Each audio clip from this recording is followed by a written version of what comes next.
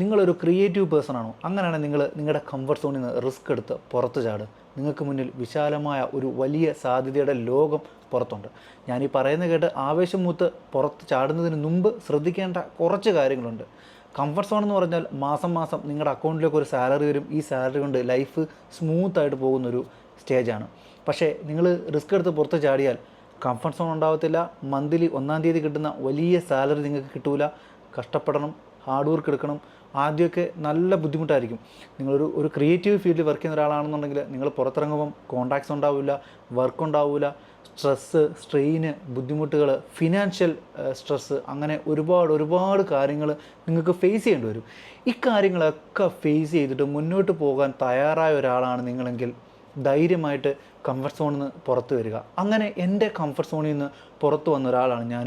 ഇന്ന് സ്വന്തമായി ഓൺ ചെയ്യുന്ന ഒരു ബിസിനസ് റൺ ചെയ്യുന്ന ഒരു ആളാണ് ഇവിടെ ദുബായിൽ. പക്ഷെങ്കിൽ ഇപ്പോഴും ഞാൻ എൻ്റെ കംഫർട്ട് സോണിൽ നിന്ന് പുറത്ത് വന്നിട്ടേ ഉള്ളൂ. ഞാൻ ഗ്രോ അപ്പ് ചെയ്യുന്ന ഒരു സ്റ്റേജാണ്. ഒരുപാട് സ്ട്രഗിളും ബുദ്ധിമുട്ടുകളും ഒക്കെ ഉണ്ട്, അനുഭവിക്കേണ്ട അവസ്ഥയുണ്ട്. ഇതെല്ലാം തരണം ചെയ്ത് one day I will reach my high എന്നുള്ളൊരു ആറ്റിറ്റ്യൂഡ് എനിക്കുള്ളതുകൊണ്ടാണ് ഞാൻ സ്വന്തമായ ഒരു ഫേം ഇവിടെ സ്റ്റാർട്ട് ചെയ്ത് ഇപ്പോൾ ഗ്രോ ചെയ്തുകൊണ്ടിരിക്കുന്നത്. ഈവൻ നിങ്ങളും അങ്ങനെയുള്ള ഒരാളാണ്. നിങ്ങളുടെ മനസ്സിലും നിങ്ങൾക്ക് വേണ്ടി ഒരു ബിസിനസ് അല്ലെങ്കിൽ നിങ്ങൾക്ക് വേണ്ടി ഒരു എന്തെങ്കിലും ഒരു ഇന്നോവേഷൻ സ്റ്റാർട്ട് ചെയ്യണമെന്ന് ആഗ്രഹമുള്ള ഒരാളാണെങ്കിൽ നിങ്ങൾ തീർച്ചയായും നിങ്ങളുടെ കംഫർട്ട് സോണിൽ നിന്ന് പുറത്ത് വന്നെങ്കിൽ മാത്രമേ പറ്റൂ.